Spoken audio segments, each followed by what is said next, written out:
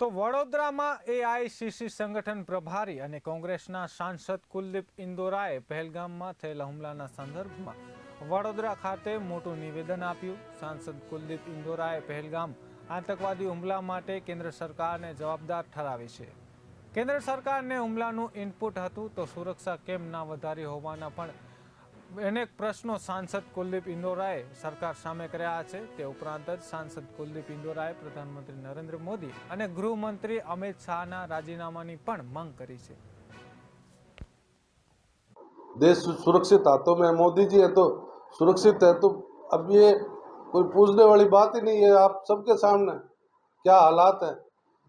ये आपने 370 भी हटा दी, आप ये कह रहे हैं भी देश सुरक्षित है, आपने वहाँ कोई सुरक्षा की व्यवस्था भी नहीं कर रखी, तो क्या कारण है। इस पे तो खुद प्रधानमंत्री जी को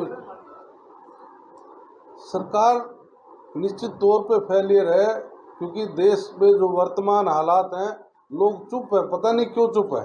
देखिए, इन हालातों में कांग्रेस और पूरा देश साथ खड़ा है और कभी हम पीछे नहीं रहे। मुझे आज भी ध्यान है जब अटल बिहारी वाजपेयी जी की सरकार थी, उन्होंने आर पार की लड़ाई की बात की थी और मैंने खुद उस समय देखा था कि उस समय सीमाओं पर, क्योंकि मेरा खुद का लोकसभा क्षेत्र पाकिस्तान के बॉर्डर के ऊपर आता है, वहाँ तारबंदी के साथ मायने बिछा दी गई थी और वो एक लंबे समय वहाँ तनाव भी रहा।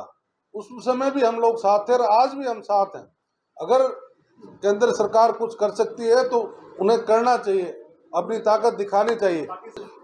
सुरक्षा व्यवस्था तो केंद्र सरकार के हाथ में है, अमित शाह के हाथ में। उनको समझना चाहिए कि किस प्रकार के जो हालात हुए तो क्यों हुए। प्रधान जानकारी में कोई आई कि प्रधानमंत्री जी का दौरा वहाँ पहले था, वो निरस्त करना पड़ा, तो कहीं न कहीं सूचनाएं थी, तो फिर ऐसी घटना क्यों घटी।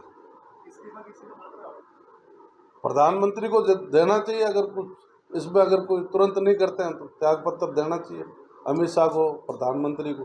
જે પ્રમાણે જે આપ પ્રશ્ન કરી રહ્યા છો એ ડિપ્લોમસીનો સવાલ જે પ્રશ્ન છે અને ભારત દેશના સાથે જે પ્રમાણે જે ડિપ્લોમસી આપણી નક્કી થયેલી છે કે જે વિદેશથી અહીંયા આવેલા લોકો જે વિઝાથી અહીંયા આવેલા હતા એ પાકિસ્તાનથી આવેલા હોય કે બાંગ્લાદેશથી આવેલા હોય, તે લોકોને જે વિઝા પૂરા થઈ ગયા હોય તો સરકારે તરત એમને ડિપોર્ટ કરી દેવા જોઈએ।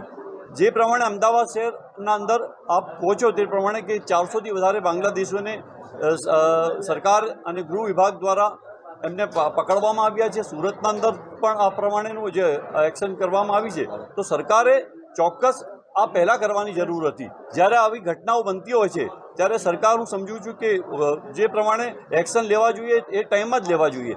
400થી વધારે જ્યારે બાંગ્લાદેશીઓ, જ્યારે તમે કહો છો અમદાવાદ શહેરના અંદર રહી રહ્યા છે, સુરતના અંદર રહી રહ્યા છે કે બીજા વિસ્તારોના અંદર રહી રહ્યા છે, ત્યારે એ બાંગ્લાદેશી કેવી રીતે અહીંયા આવ્યા એ બધા જ તપાસનો વિષય છે। કે સરકાર પાસે અલગ અલગ ફોર્સિસ છે, સરકાર પાસે આઈબી છે, સરકાર પાસે પોલીસ છે, ક્રાઇમ બ્રાન્ચ છે, એ બધી જ સરકાર પાસે વ્યવસ્થા હોય છે। તો હું સમજું છું કે સરકાર આમાં કોઈ જગ્યાએ મિસશીપ થયું હશે સરકારથી।